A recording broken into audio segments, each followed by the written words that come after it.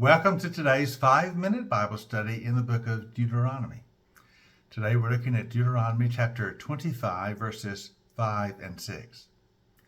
Now remember in the last couple of sessions I mentioned there's one other passage I wanted us to look at because Jesus has asked a question about it in the New Testament.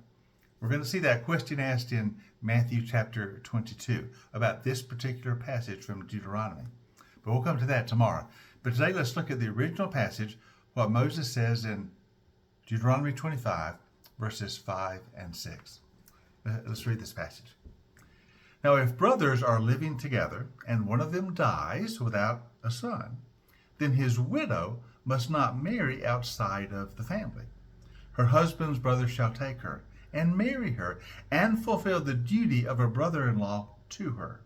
The first son she bears shall carry on the name of the dead brother, so that his name will not be blotted out from Israel.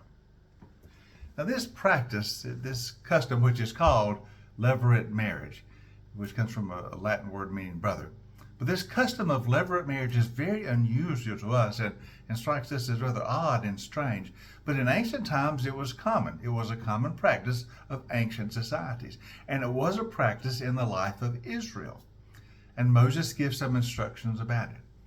So if a brother were to die, and his wife, now of course his widow, is left and they have no sons, his living brother shall take his wife as his wife, and the first son they have together will bear the name of the deceased brother. It's called Levirate marriage. Now what was this done?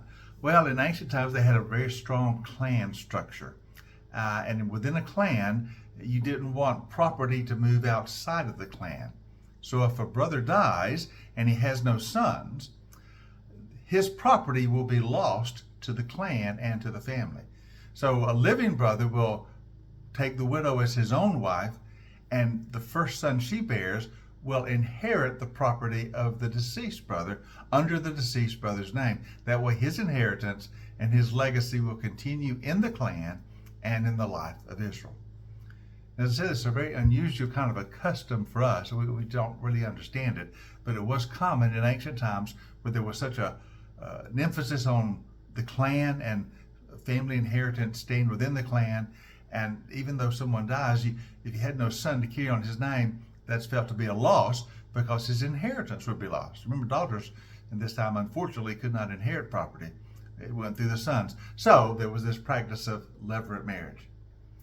Now we see this very interesting concept practiced in the Old Testament in the book of Ruth.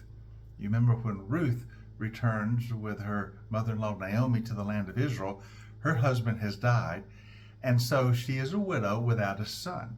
And she ends up marrying Boaz, who takes her, according to the custom, and makes her his wife in the custom of levirate marriage.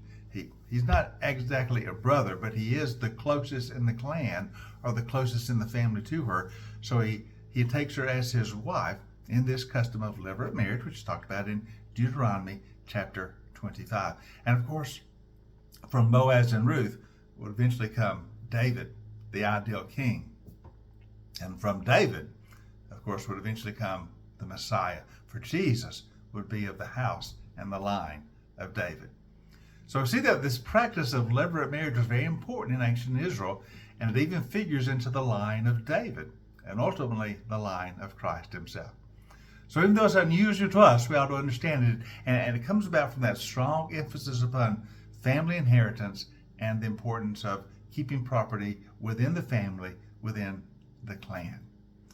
Now, what's fascinating to us is that Jesus will be asked a question about this particular passage and this particular practice in the New Testament. In Matthew chapter 22, there are some Sadducees who are going to come and ask Jesus about this. But we're going to look at that tomorrow in the book of Matthew chapter 22.